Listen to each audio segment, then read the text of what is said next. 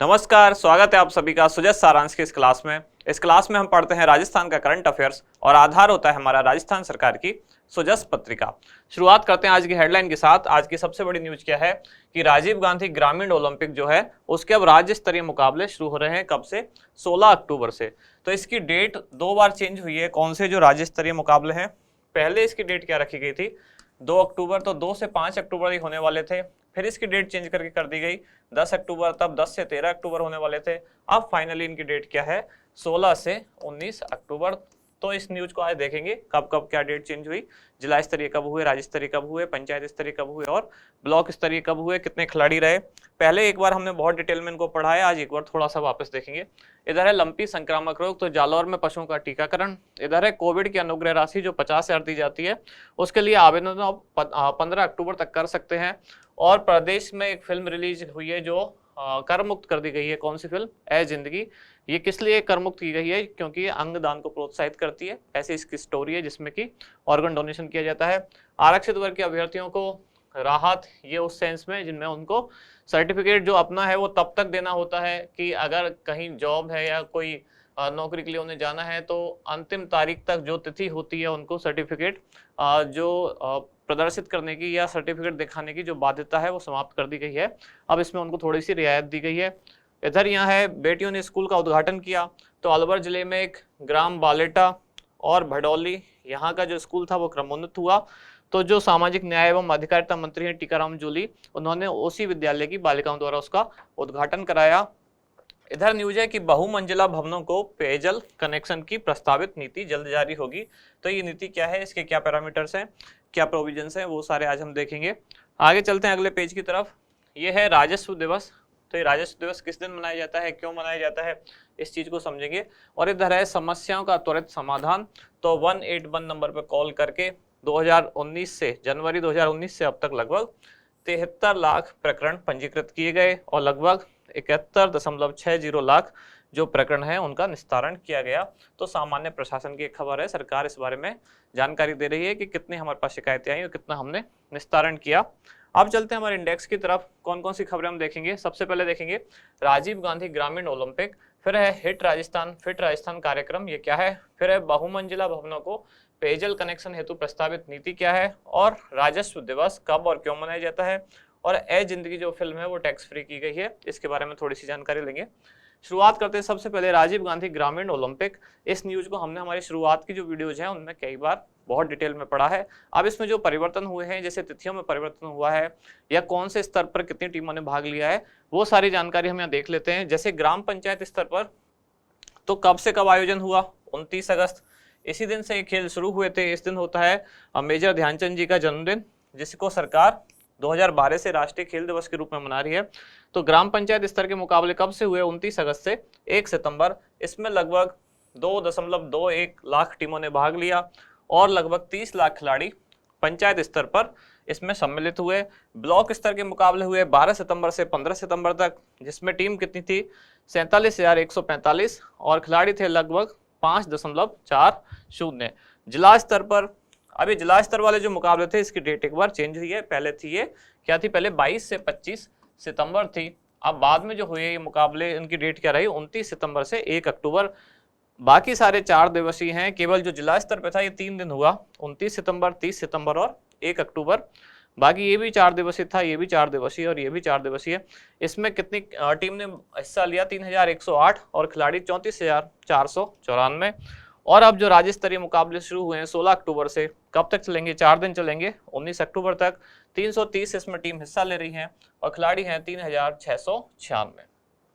अब चलते हैं आगे। जो राज्य स्तरीय मुकाबले हैं उनके बारे में कुछ क्या क्या तथ्यात्मक जानकारी है वो देख लेते हैं। जैसे जो राज्य स्तरीय मुकाबले, जिसमें कुल खिलाड़ी कितने हैं? 3,696।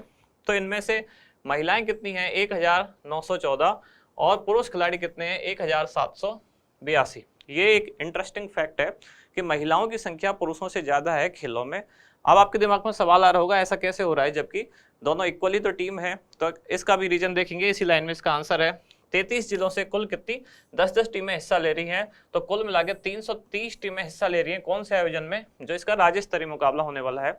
अब हमने जब शुरुआत में पढ़ा था तो ये जाना था कि इस पूरी प्रतियोगिता में कुल 6 खेल हैं और उन 6 खेलों में से एक खेल ऐसा है जो केवल बालिका वर्ग या महिला वर्ग के लिए है और एक खेल ऐसा है जो केवल बालक वर्ग या केवल पुरुष वर्ग के लिए है। तो जो बालिकाओं के लिए है वो खेल कौन सा है? खो खो, केवल बालिकाओं के लिए है। जो केवल बालकों के लिए, केवल पुरुषों के लिए है, वो खेल कौन सा है?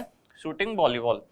अब बाकी के जो 4 खेल हैं, कबड्डी, वॉलीबॉल, हॉकी और टेनिस बॉल क्रिकेट, इनमें महिला और पुरुष वर्ग दोनों की टीमें सम्मिलित हैं, तो दोनों के इक्वल खिलाड़ी हैं, तो यहाँ तक संख्या में कोई अंतर नहीं आएगा, जितने पुरुष हैं उतनी महिला है।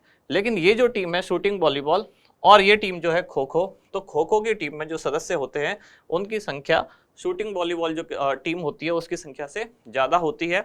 इसमें संख्या रखी गई है राजीव गांधी ग्रामीण ओलंपिक में 7+1, मतलब ये प्लेइंग टीम में है खिलाड़ी और एक है रिजर्व, और इसमें जो खो खो में संख्या रखी गई है वो है 9+3, मतलब ये है प्लेइंग खिलाड़ी और ये रिजर्व। तो इसमें टोटल कितने प्लेयर हैं? 12, और इसमें टोटल कितने प्लेयर हैं? 8। तो मतलब एक टीम पर कितने प्लेयर्स का डिफरेंस आ रहा है? 4, और हर जिले से ऐसी 4 प्लेयर का डिफरेंस आएगा हर जिले से, तो टोटल कितने जिले हैं? 33। तो इससे आप 33 को मल्टीप्लाई करोगे तो जितना अंतर आएगा उतना ही अंतर यहाँ है जो 1914 और 1782 में है, तो अंतर आएगा ये 132। तो ये रीजन है कि महिला खिलाड़ियों की संख्या पुरुषों से ज्यादा क्यों है। अब आगे चलते हैं कि हिट राजस्थान फिट राजस्थान कार्यक्रम, ये कार्यक्रम क्या है? तो बजट भाषण 2022-23 में मुख्यमंत्री द्वारा राजस्थान को फिट करने के लिए फिटनेस जो जिम सेंटर हैं ऐसे खोले जाएंगे संभाग स्तर पर, साथ ही जिला मुख्यालयों पर। वही कार्यक्रम है हिट राजस्थान फिट राजस्थान जो राज्य बजट 2022-23 में कहा सभी संभाग स्तरों पर state of the art gym and fitness centre और जिला मुख्यालयों पर ओपन जिम खोलने की मुख्यमंत्री द्वारा घोषणा की गई थी। इसमें SMS stadium Jaipur, Barkatullah Khan stadium Jodhpur तथा शेष जो 5 संभाग हैं, कौन कौन से बचे? जयपुर संभाग और जोधपुर संभाग, इनके अलावा 5 कौन से बचे?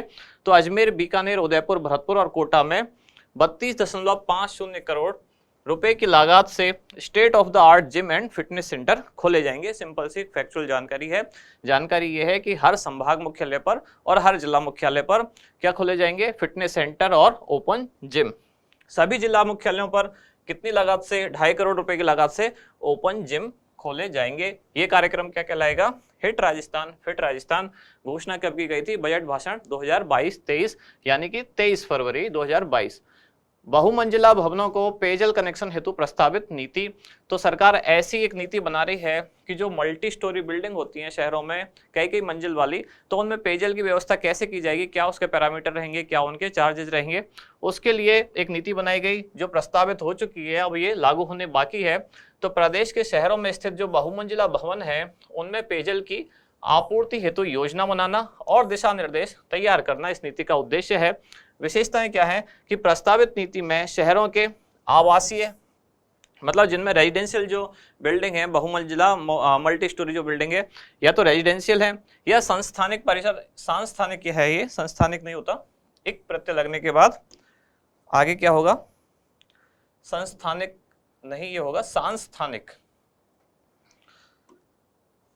तो सांस्थानिक परिसर मतलब एक तो हो गया आवासीय परिसर, दूसरा सांस्थानिक परिसर और तीसरा औद्योगिक संस्थान। यहां भी ये दोबारा रिपीट है, 2 बार लिखा हुआ है।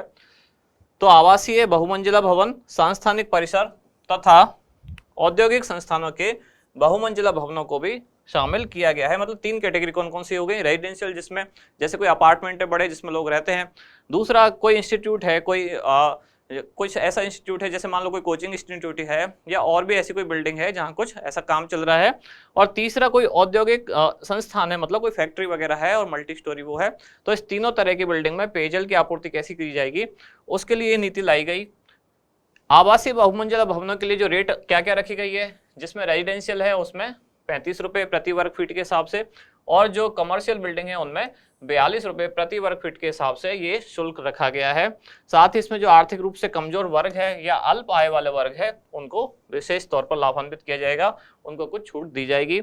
अब एक खास बात यह है कि इससे पहले भी इस तरह की 2 बार नीतियां आई हैं, 2016 में और 2020 में, लेकिन वो नीतियां या वो सर्कुलर एक तरह का था वो केवल जयपुर शहर के लिए था। कब कब आया? 2016 में और 2020 में। तो इस तरह के जो परिपत्र एक तरह के सर्कुलर जो थे वो केवल जयपुर शहर के लिए थे। अब जो नीति लाई गई है वो राजस्थान के सभी शहरों की बहुमंजिला इमारतों पर लागू होगा। अब राजस्व दिवस ये किस दिन होता है? ये 15 अक्टूबर को होता है। राज्य सरकार द्वारा जब 28 फरवरी 2020 को विधानसभा में जो अपना बजट पेश किया गया था, उसमें ये घोषणा की गई थी कि 15 अक्टूबर को किस दिवस के रूप में मनाएंगे? राजस्व दिवस के रूप में। और इसके पीछे कारण क्या है कि 15 अक्टूबर 1955 को राजस्थान काश्तकारी अधिनियम लागू किया गया था। तो जो लोग आरएस की तैयारी कर रहे हैं उनको पता होगा, आरएस के मेन एग्जाम में एक सब्जेक्ट है विधि या लॉ जिसको कहते हैं, पेपर 3 में मेन एग्जाम के में, उसमें ये अलग से टॉपिक है। कौन सा? राजस्थान काश्तकारी अधिनियम। तो वहां आपको डिटेल में वैसे भी पढ़ना है, यहाँ केवल छोटी सी जानकारी। किस दिन ये लागू हुआ? 15 अक्टूबर 1955 को राजस्थान काश्तकारी अधिनियम लागू हुआ। इसीलिए इस दिन को सरकार ने 2020 से राजस्व दिवस के रूप में मनाने की घोषणा की। अब चलते हैं आगे कि एक ये फिल्म है जिसको टैक्स फ्री कर दिया गया है। केवल फिल्म का नाम याद रखना है और इसके जो निर्देशक हैं उनका नाम याद रखना है। कौन है? अनिर्बाण। इन्होंने फिल्म रिलीज की कौन सी? ए जिंदगी।